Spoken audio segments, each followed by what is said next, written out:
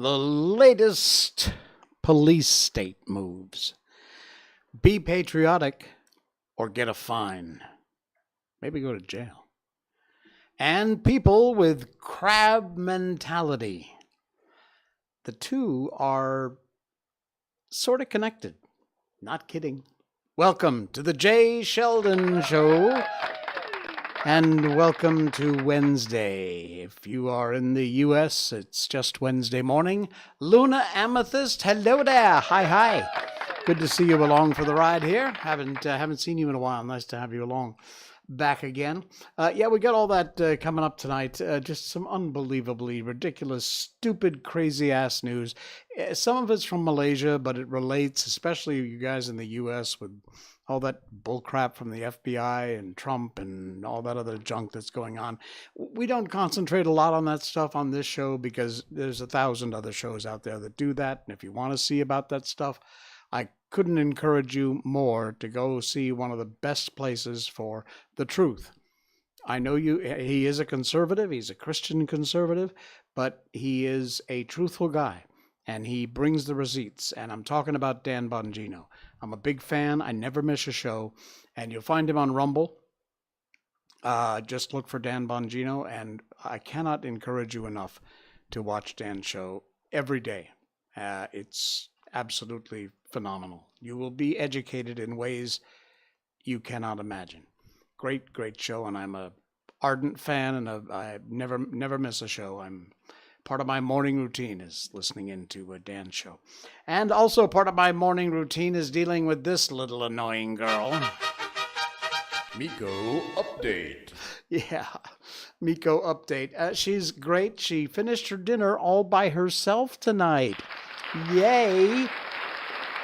Actually managed to do that. As a matter of fact, if I'm not mistaken, yes, I do have it. Here we go. Aw, here is an actual video of Miko eating her food, and I'm not in the picture. You see that? There's all my Japanese memorabilia and antiques, and my katana, and my little tea set up here, and things, and my banner from the temple.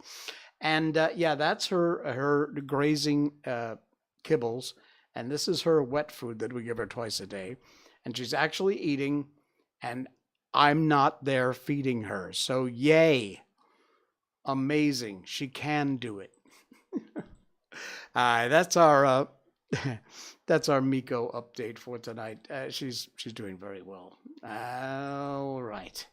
Let's see. Okay, here, this one hit the headlines today. This is just the dumbest freaking thing I've seen in my, well, not the dumbest thing, but it's right up there. She's so cute. Thank you, Luna. She is indeed. Anyway, I've told you before, and we've told you about the stupidity about the Crack House Comedy Club and this open mic night in which this loser got up and embarrassed herself and everyone else by doing a routine that wasn't funny and was very insulting. And it was just, the whole purpose was to try and get her name in the papers. We've never mentioned her name or her partner's name. We never will, because that's all they're interested in, is the publicity. And now, thanks to these two losers, and I mean capital L idiot losers, DBKL has canceled the TTDI Comedy Club's business license, and they have blacklisted its owner for life in KL. Riesel Van Giesel cannot register any business in KL, even if he uses another name, another company. This is beyond the pale. This is beyond disgusting and stupid. And it's a police state. That's all it is. All they're trying to do is intimidate you, get you to shut up, get you to sit down in the corner. They've canceled the business license. Basically, DBKL, if you don't live in Malaysia, is City Hall in KL, Kuala Lumpur, capital city. The decision was made July 29th during a meeting where DBKL agreed to cancel the comedy club's license with effect from July 30th. Federal Territories Deputy Minister blah blah said the club's owner has also been blacklisted for life from registering for a business license in KL. So not only did they go to the ridiculous stupidity of canceling the business license, but they went and overstepped their bounds, which they'd already done, by blacklisting Rizal for life. This is, do you realize how insane this is? And no one dares say anything. Just sit there like good little boys and girls because daddy said you have to. Such a daddy's complex in this country. Cannot register any commercial activity in Kuala Lumpur, even though it uses a different name and a different company. And do not put that picture on the screen of this loser. According to this guy, DBKL is monitoring several comedy clubs that are suspected of carrying out similar activities around the capital. What, like doing stand-up comedy? Sorry, wasn't aware that was a crime. Any entertainment license we issue for business owners must comply with the rules and regulations, however far-reaching and ridiculous they may be. I added that part. Those who violate the licensing conditions will not be spared from strict action, however stupid it may be. I added that part. It's just, what can you say? Back in July, they slapped the comedy club with a temporary suspension order. A woman removed her headscarf and baju kurung during an open mic session, and allegedly insulted Islam. They've lodged a police report against the loser woman, and now this. It's just, it's unbelievable, the state we've gotten to. You know, it's I don't want to say it's on a par with, but it's like when the FBI goes to Mar-a-Lago and conducts an illegal search and seizure raid. If you know what I mean. If you know the details, you know what I'm talking about. This is just stupidity on steroids. Unbelievable. And this guy still has a court case. He's been charged. Yeah. Well, did I show? Oh, you know what? I don't think I have the picture. Do I? Let me see if I do. Let me see if I can call it up. Hang on a second. I wanted to show you how patriotic I am. Oh, I'm going to get in so much trouble. Oh. First of all, before I do that, let me show you this. I just posted this. This is Ben Franklin because of what he said. Whoever would, now listen to this related to our previous story.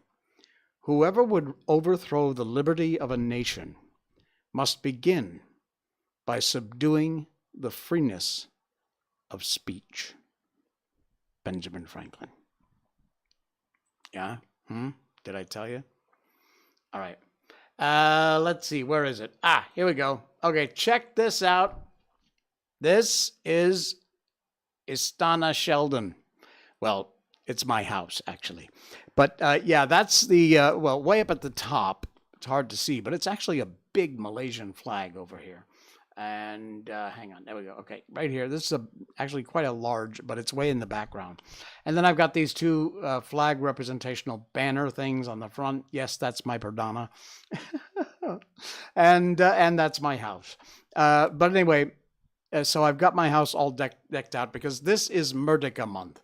Our independence is coming up, Merdeka Day, which is at the end of the month. And so traditionally everybody flies flags and blah, blah, blah. So yeah, there you go. But did you know, boy, talk about a police state. Did you know that if you don't fly the flag, you can be fined? I'm not kidding. This from says.com, links in our show notes tonight. In Kuantan, which is one of the states in Malaysia, authorities are warning local businesses either fly the Jalur Gemilang or pay a fine. For those of you who don't live in Malaysia, Jalur Gemilang means our national flag. Many businesses have not put up the national flag at their premises to celebrate Independence Day after 2 weeks of entering National Month, which is August. And they announced businesses that do not fly the flag will be fined beginning August 18th. In a Facebook post, the council reminds businesses to comply. It's an actual regulation, since it's part of the premises license requirements. Here we go again. It added that all Kwanton business owners must ensure that flags flown must also be not torn or frayed. They attached photos of premises in Kwanton that have not yet put up the national flags in their Facebook post. They actually doxed these people by putting their businesses' pictures up there. And this was part of a campaign of Fly the Jalur Gemilang campaign, which has yet to receive an encouraging response from local business premises. So, yeah, many business and offices yet to decorate their premises with a national flag, and only a few buildings in KL can be seen flying the national flag, including government offices, schools, hospitals, roads, and public parks. Participation from the private sector is still upsetting. So, there you go. Yes, it's actually it's against regulations, and you can be fined if you don't fly the flag. I've said it before, I'll say it again. Patriotism comes from right here. I am pointing to my heart. That is where patriotism comes from, not a law or a regulation on a book. If you have to have a regulation or a law to make people patriotic, it ain't real, and they ain't patriotic. Patriotism comes from your heart. That's the only place it comes from. And you cannot regulate and you cannot fine people into being patriotic. You can only coerce them. It does no good, and you ain't helping. It's fake. Those flags are up there simply because people don't want to pay a fine, not because they're patriotic. And frankly, I'll take 3 or 4 flags on businesses from people who really are patriots, who really have a love for this country, and who are proud of this country, and who fly that flag because of what it stands for. 3 or 4 people like that I'll take over an entire row of shop lots covered in national flags, and not one of those people gives a crap about the flag or the country. You cannot regulate patriotism. It doesn't work that way. While we're on the subject, I might add the same goes true for religion. You can't regulate religion. It doesn't work that way. It comes from here. Okay? Now, that's been said. Why am I whispering? I sound like Joe Biden. I sound like creepy Joe Biden.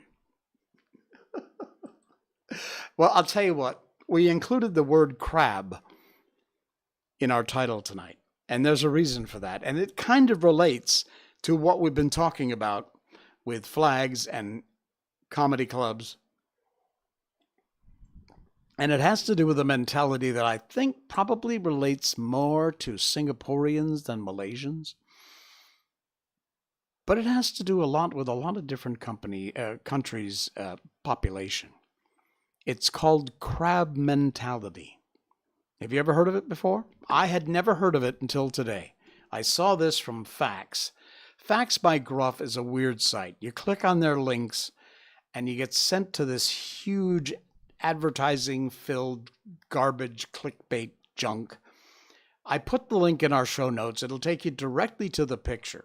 But you've been warned, if you go over to their Instagram or their regular link pages at Gruff,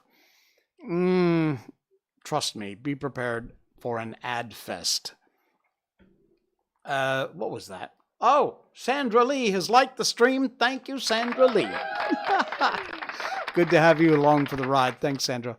All right, crab mentality. Do you know what that is? This is what it is. This is the weirdest thing.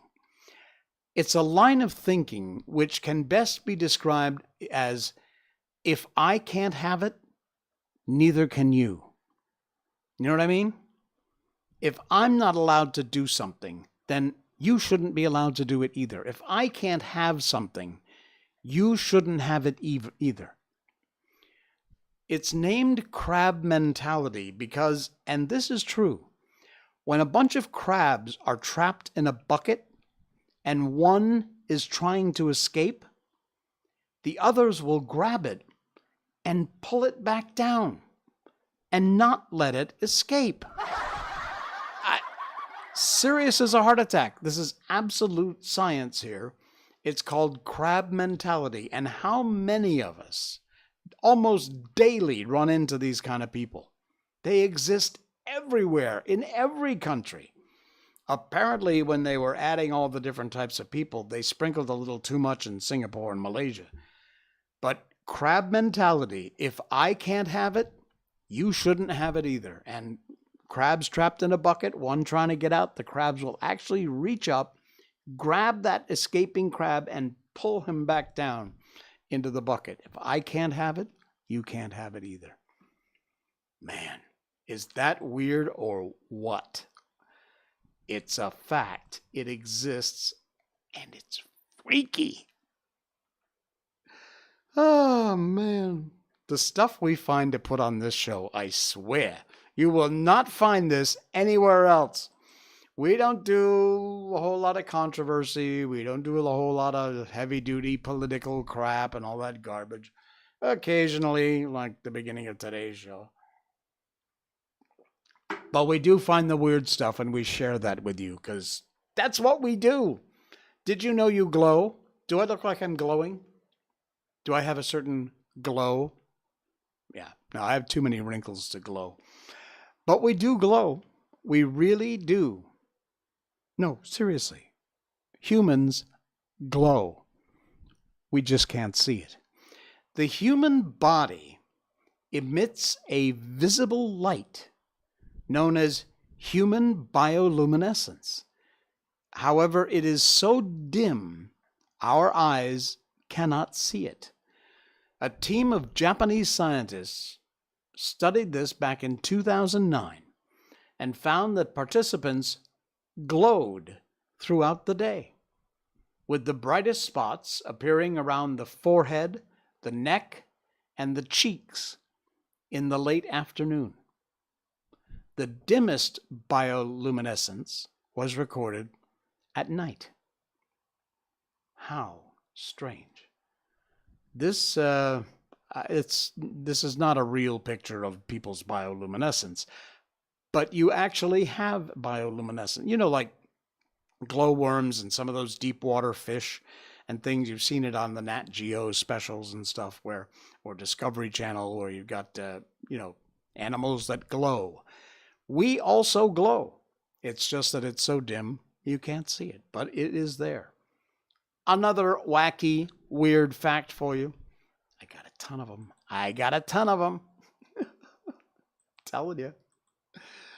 Stick with me. All right, so I am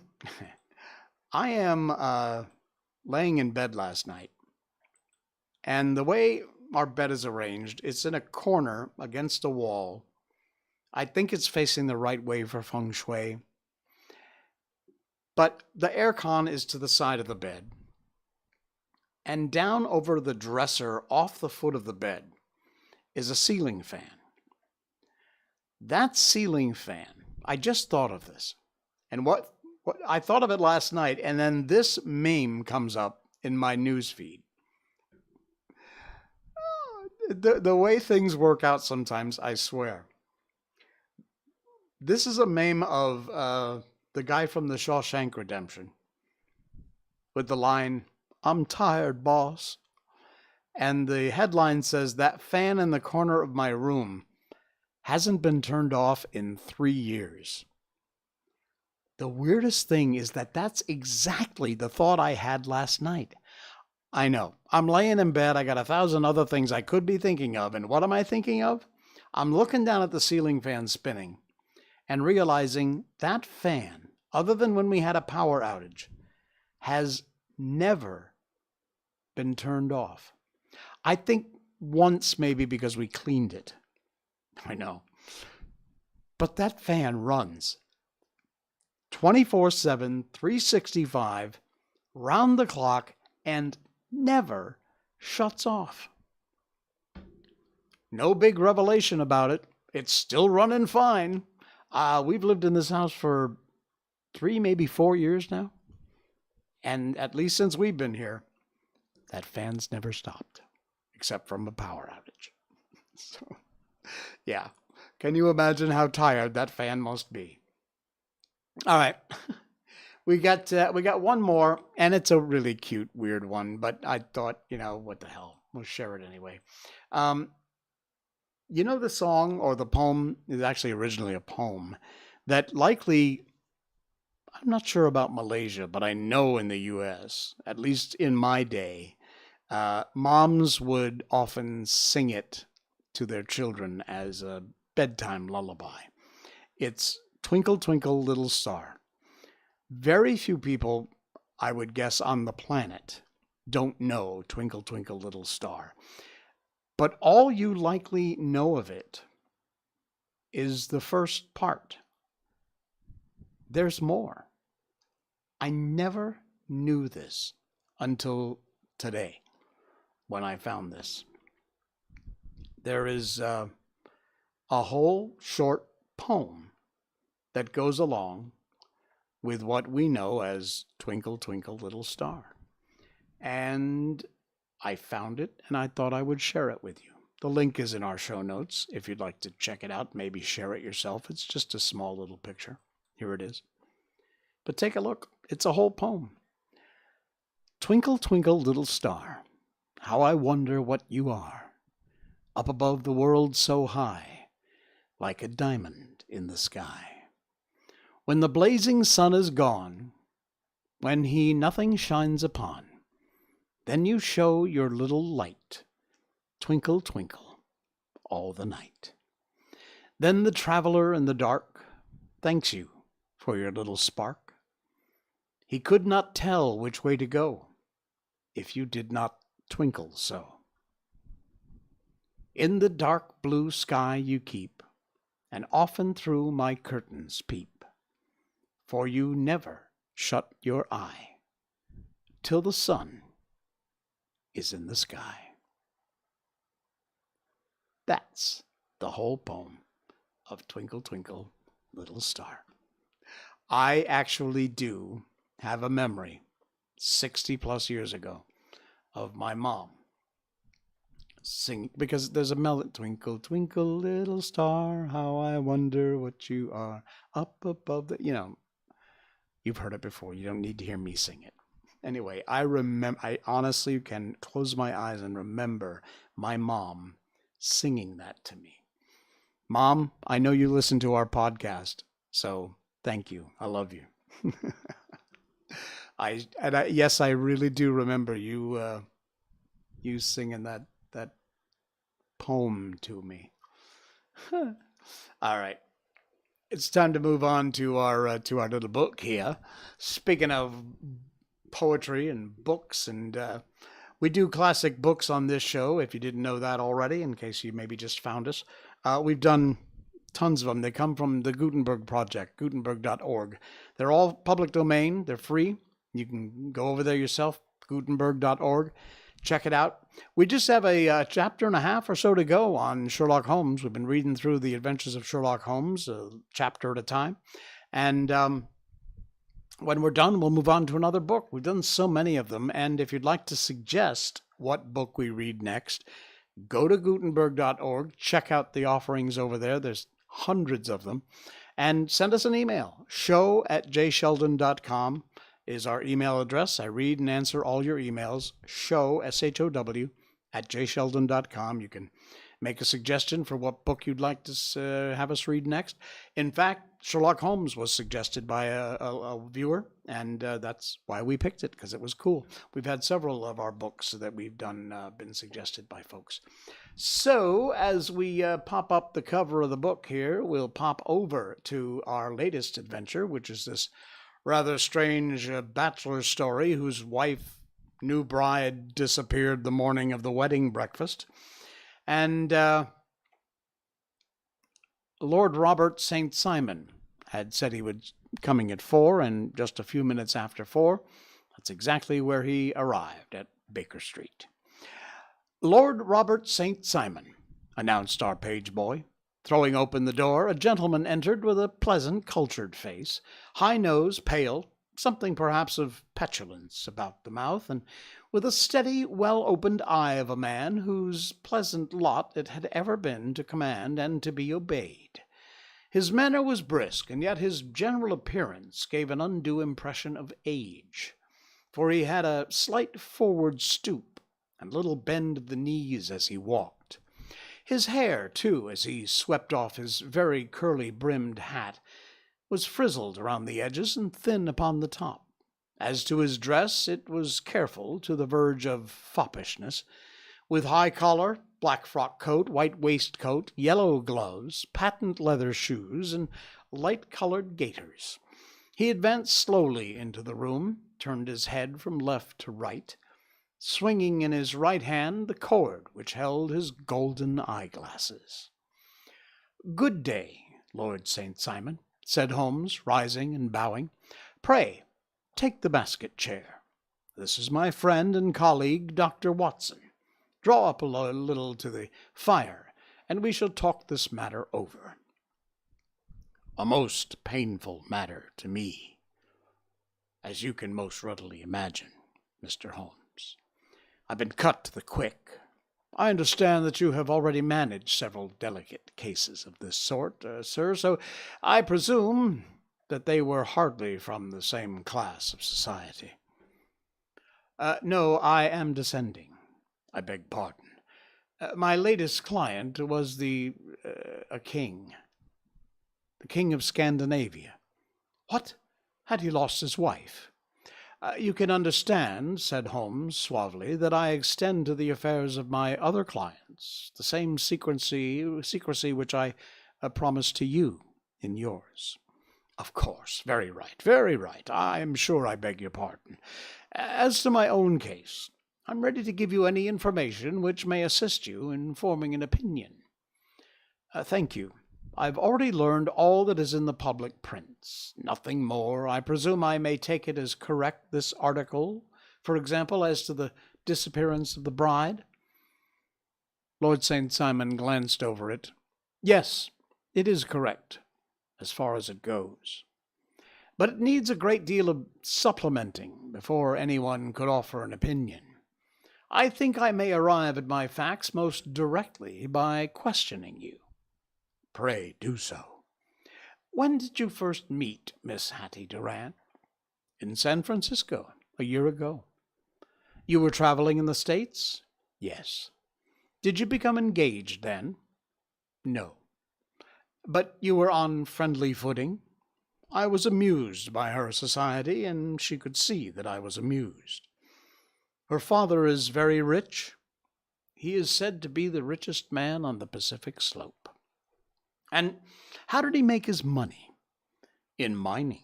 He had nothing a few years ago, and then he struck gold, invested it, and came up by leaps and bounds." "Now, what is your own impression as to the young lady's, your wife's, character?" The nobleman swung his glasses a little faster, and stared down into the fire. "You see, Mr. Holmes," said he, "my wife was 20 before her father became a rich man. During that time she ran free in a mining camp and wandered through woods or mountains, so that her education has come from nature rather than from the schoolmaster. She is what we call in England a tomboy, with a strong nature, wild and free, unfettered by any sort of traditions. She's impetuous, volcanic, I was about to say. She's swift in making up her mind and fearless in carrying out her resolutions.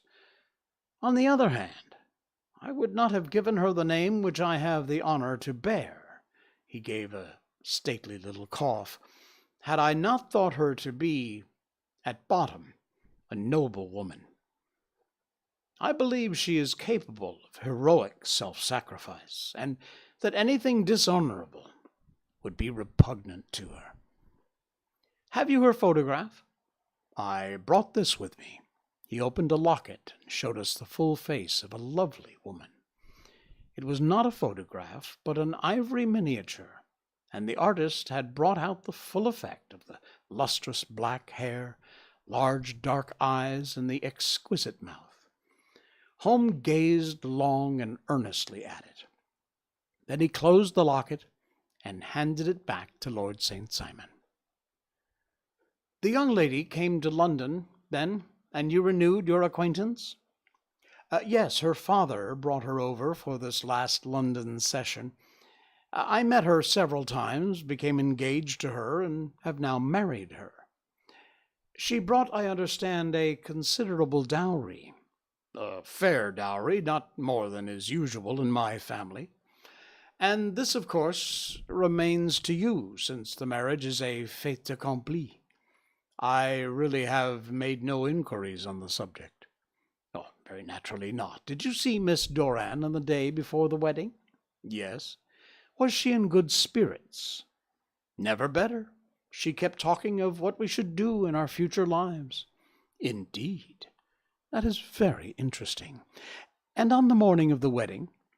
She was as bright as possible, at least until after the ceremony. Did you observe any change in her then? Well, to tell you the truth, I saw the first signs that I had ever seen that her temper was just a little sharp. The incident, however, was too trivial to relate and can have no possible bearing on the case. Pray, let us have it, for all that.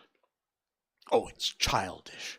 She dropped her bouquet as she went towards the vestry. She was passing the front pew at the time, and it fell over into the pew. There was a moment's delay, but the gentleman in the pew handed it up to her again, and it did not appear to be the worse for the fall. Yet, when I spoke to her of the matter, she answered me abruptly, and in the carriage on our way home she seemed absurdly agitated over this trifling cause. Indeed! You say there was a gentleman in the pew. Some of the general public were present then? Oh, yes. It's impossible to exclude them when the church is open. This gentleman was not one of your wife's friends? Oh, no. I call him a gentleman by courtesy, but he was quite a common-looking person. I hardly noticed his appearance, but I really think that we are wandering far from the point.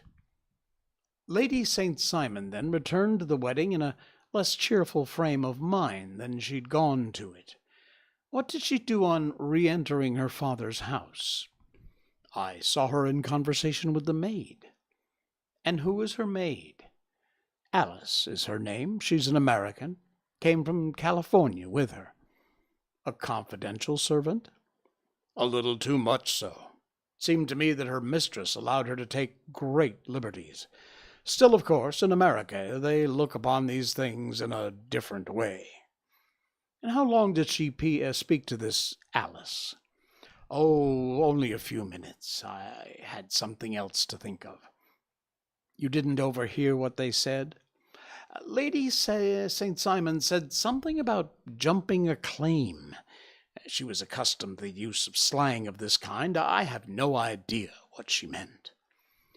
Lady St. Simon said something about jumping a claim. American slang is very expressive sometimes. And what did your wife do when she finished speaking to her maid? She walked into the breakfast room. On your arm? No, alone. She was very independent in little matters like that. And then after we had sat down for 10 minutes or so, she rose hurriedly, muttered some words of apology, and left the room. And she never came back. But this maid, Alice, as I understand, deposes that she went to her room, covered her bride's dress with a long ulster, put on a bonnet, and went out. Quite so. And she was afterwards seen walking in Hyde Park in company with Flora Miller, a woman who is now in custody, and who had already made a disturbance at Mr. Doran's house that morning. Ah, yes. I should like a few particulars as to this young lady, and your relations to her. Lord St. Simon shrugged his shoulders, raised his eyebrows. We've been on friendly footing for some years, I may say on a very friendly footing. She used to be at the Allegro. I have not treated her ungenerously, and she has no just cause of complaint against me. But you know what women are, Mr. Holmes. Flora was a dear little thing, but exceedingly hot-headed and devotedly attached to me. She wrote me dreadful letters that she heard that I was about to be married, and to tell the truth, the reason why I had the marriage celebrated so quietly was I feared lest there might be scandal in the church. She came to Miss Doran's door just as we returned, and she endeavored to push her way in, uttering very abusive expressions toward my wife, and even threatening her. But I'd foreseen the possibility of something of this sort, and I had 2 police fellows there in private clothes, who soon pushed her out again. She was quiet when she saw there was no good in making a row. Did your wife hear all this? No, thank goodness she did not. And she was seen walking with this woman afterwards? Yes, that is what Mr. Lestrade of Scotland Yard looks upon so seriously. It is thought that Flora decoyed my wife out and laid some terrible trap for her. Well, it is a possible supposition. You think so, too? I did not say a probable one. But you do not yourself look upon this as likely? I do not think Flora would hurt a fly. Still, jealousy is a strange transformer of characters. Pray, what is your own theory as to what took place? Well, really, I came to seek a theory, not to propose one, but I've given you all the facts. Since you ask me, however, I may say that it's occurred to me as possible that the excitement of this affair, the consciousness that she made so immense a social stride, had the effect of causing some little nervous disturbance in my wife. In short, that she'd become suddenly deranged? Well, really, when I consider that she has turned her back, I will not say upon me, but upon so much that many have aspired to without success, I can hardly explain it in any other fashion. Well, certainly that is also a conceivable hypothesis, said Holmes, smiling. And now, Lord Simon, I think I have nearly all my data. May I ask whether you were seated at the breakfast table so that you could see out of the window? We could see the other side of the road and the park. Quite so. Then I do not think that I need to detain you any longer. I shall communicate with you. Should you be fortunate enough to solve this problem, said our client, rising. Oh, I have solved it. Huh? What was that? I say that I have solved it. Where, then, is my wife? That is a detail which I shall speedily supply. And that's where we're going to end it for tonight. Okay, if you say so, Holmes. I'm telling you, these adventures just get weirder and weirder as we go. We'll continue this, and I think we'll probably close out this chapter and move on to what I believe is our final chapter in the adventures of Sherlock Holmes, coming up on Saturday night, 10 o'clock Malaysian time, which is when we will see you again. That's the Jay Sheldon Show for this Wednesday. Thanks for watching. Thanks for listening into our podcast. Be sure to like and subscribe. And if you are so inclined, please help out the show by going to our link, top link in our show notes, patreon.com/Jay Sheldon, and do what you can over there. Thank you so much for helping to support the show. I'll see you again Saturday. Good night, folks.